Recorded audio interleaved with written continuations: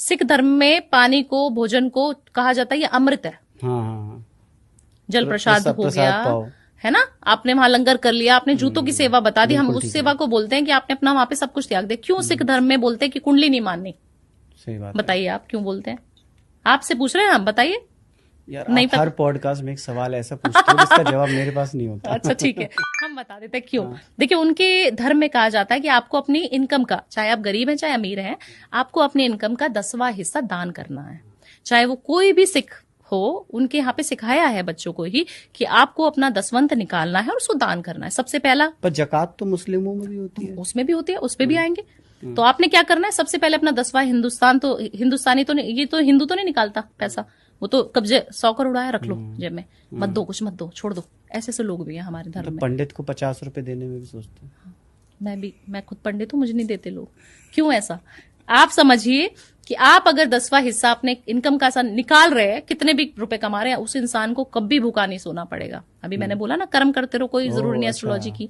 दूसरी चीज, उनके यहाँ बोला जाता है जितनी गंदी चीजों की सेवा करोगे, जूता हमारा सबसे गंदा, जिसको हम पैरों की धूल में, मिट्टी में, गोबर में भी लगा के आ जाओगे ना, आप गुरुद्वारे में जाओगे, कितना भी छोटा, कितना भी छोटा इंसान होगा ना, अगर वहां पे कोई भिखारी भी जा रहा है, वो भी अपनी चप्पलों की सेवा मर्सिडीज में बैठा हुआ इंसान उसकी कर रहा होगा। ठीक बात है। उनके यहाँ पे क्यों बोला जाता है कि सेवा ही सबसे ज्यादा परम धर्म है। आपके कर्म काटने ना, सबसे पहले सेवा करो जाके।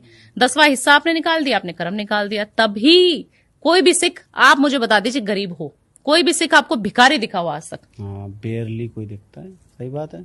कर्म सुधार लिए ना उसने, कर ली अपनी एस्ट्रोलॉजी पूरी।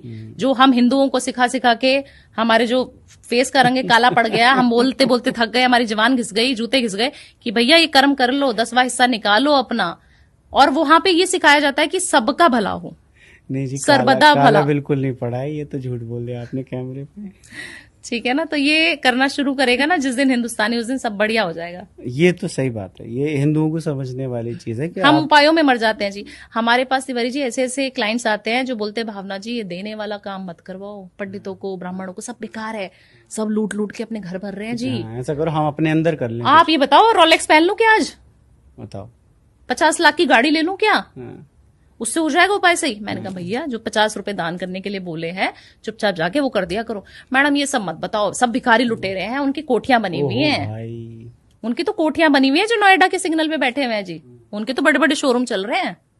आप कहा उन्हें भिखारी समझ रही हो? मैंने कहा भैया तुम गुरुद्वारे में खाना खिला दिया करो जाके, वहां तो नहीं चल रहा। अरे वहां पे भी चल रहा है जी, धर्म में भी बोला जाता है। सिख धर्म में पानी को